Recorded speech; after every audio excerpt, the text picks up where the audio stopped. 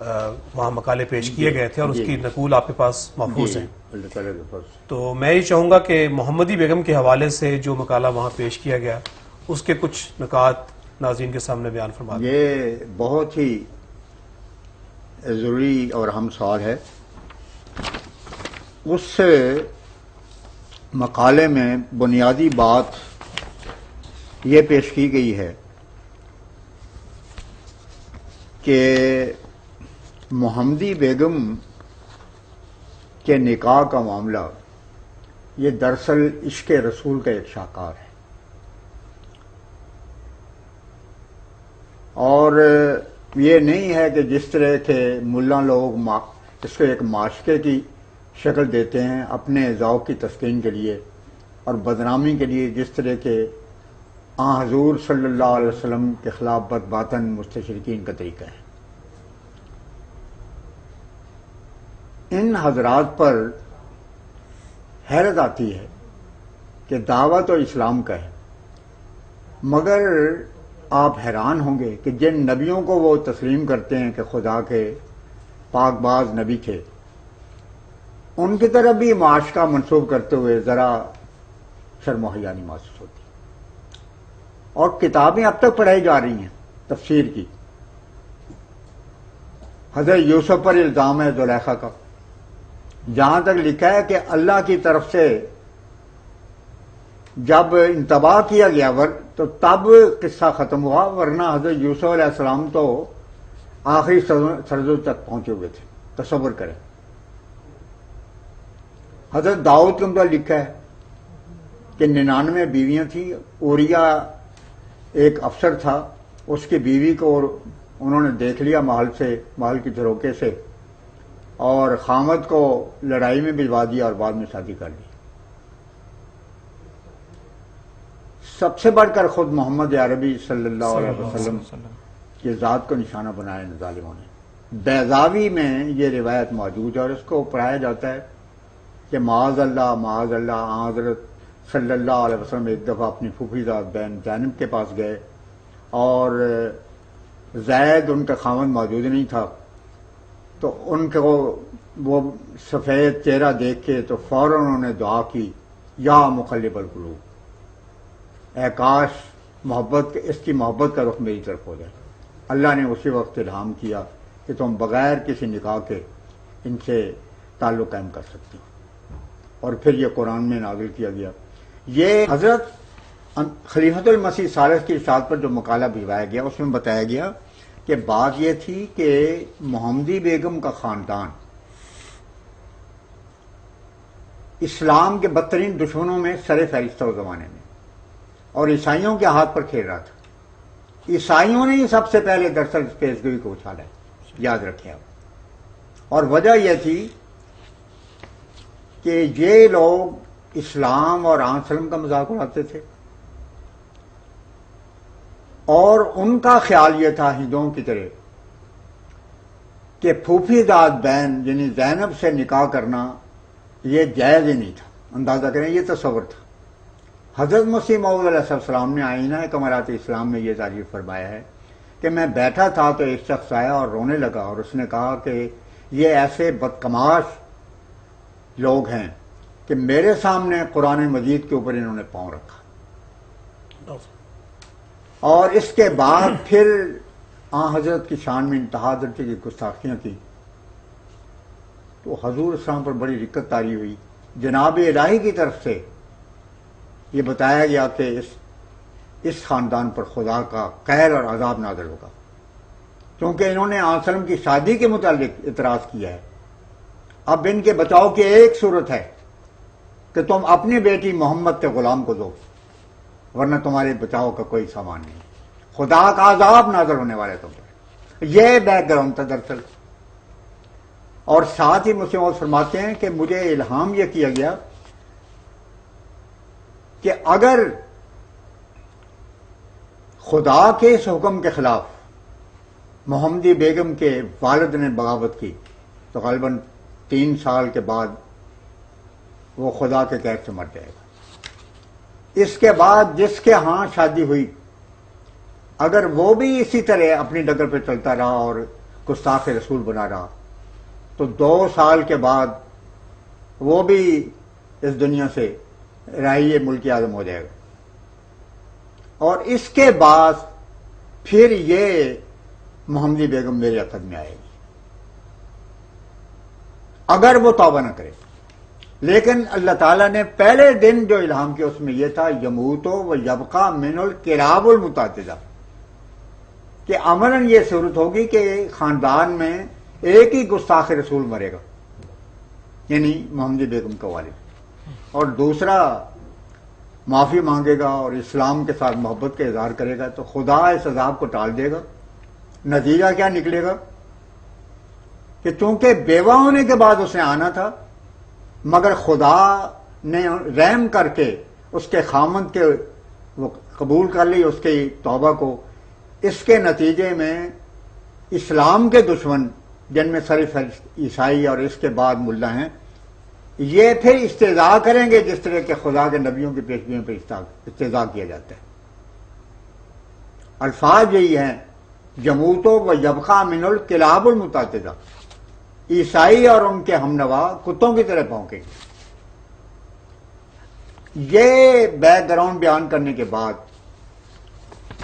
اس میں 2 چیزیں نمایاں کی گئی اس ثبوت کے لیے کہ یہ تو ایک واقعہ ہے، اور اس کو عجیب بات ہے کہ عیسائی اور ان کے ہم نوا مولوی کبھی بیان نہیں کرتے کہ محمدی بیگم کا والد واقعی طور پر پیشگوئی کے مطابق 3 سال کے اندر مر گیا تھا، اور اس کے نتیجے میں ایک کوہرام مچ گیا ہے، قیامت ٹوٹ پڑی پورے خاندان کے اوپر۔ نتیجہ یہ نکلا کہ پورے خاندان نے امراً توبہ کی، اور خود محمدی بیگم کے خامد نے بھی نہ صرف توبہ کی بلکہ حضرت مسیح موعود سے عقیدت کا اظہار کیا۔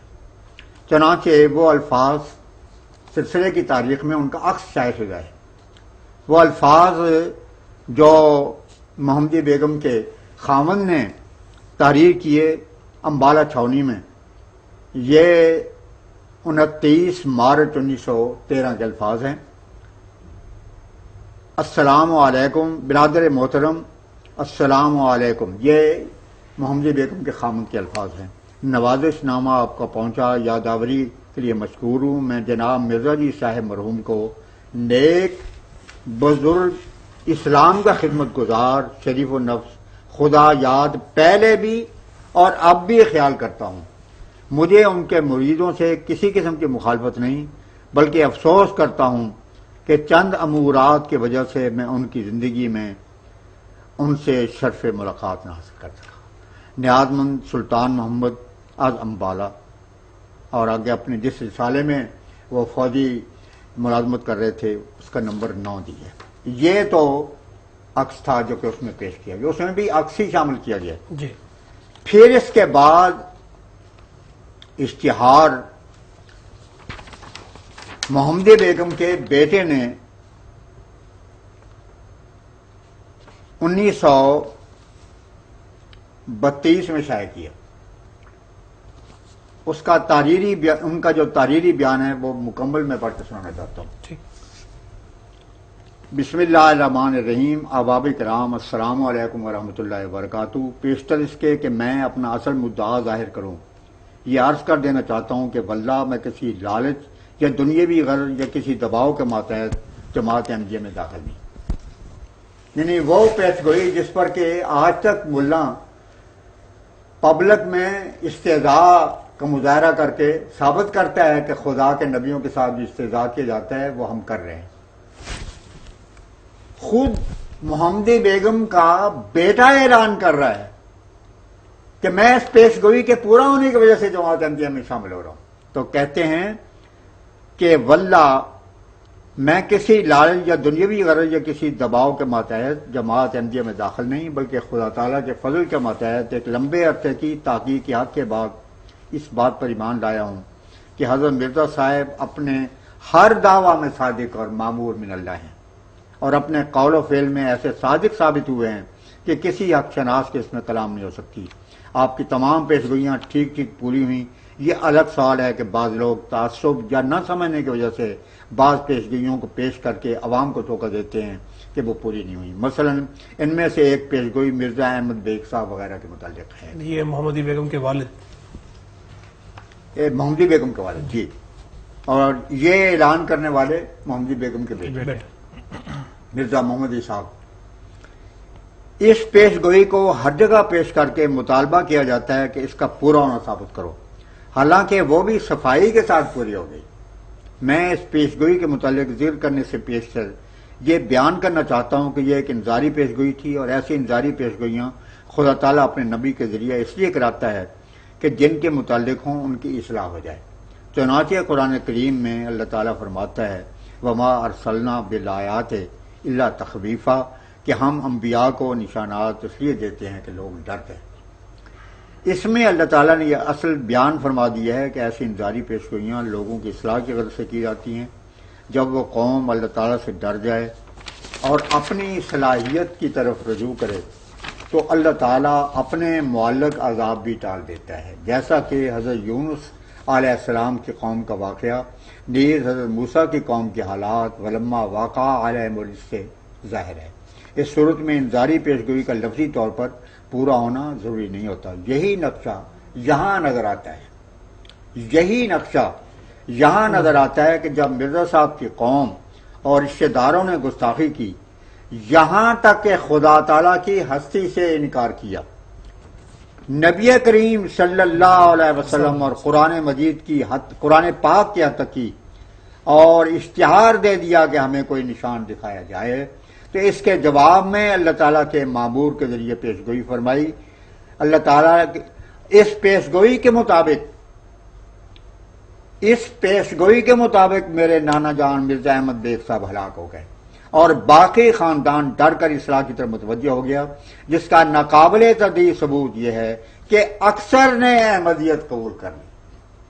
تو اللہ تعالیٰ نے اپنے صفت غفور الرحیم کے ماتحت قہر کو رحم میں بدل دیا. میں پھر زوردار الفاظ میں اعلان کرتا ہوں کہ حضرت مسیح موعود علیہ السلام کی یہ پیشگوئی بھی پوری ہو گئی. میں ان لوگوں سے جن کو احمدیت قبول کرنے میں یہ پیشگوئی حائل ہے عرض کرتا ہوں کہ وہ مسیح زمان پر ایمان لے آئیں. میں خدا کی قسم کھا کر کہتا ہوں یہ وہی مسیح موعود ہیں جن کی نسبت نبی کریم صلی اللہ علیہ وآلہ وسلم نے پیشگوئی فرمائی تھی، اور ان کا انکار نبی کریم صلی اللہ علیہ وسلم کا انکار ہے. حضرت مسیح موعود علیہ السلام نے کیا ہی درست فرمایا ہے، صدق سے میری طرف آؤ اسی میں خیر ہے، ہیں درندے ہر طرف میں عافیت کا ہوں اظہار. ایک زمان کے بعد اب آئی ہے یہ ٹھنڈی ہوا، پھر خدا جانے کہ کب آویں یہ دن اور یہ بہار. خاکسار مرزا محمد اسحاق بیگ، پٹی ضلع لاہور، حال وارد چک 165 B.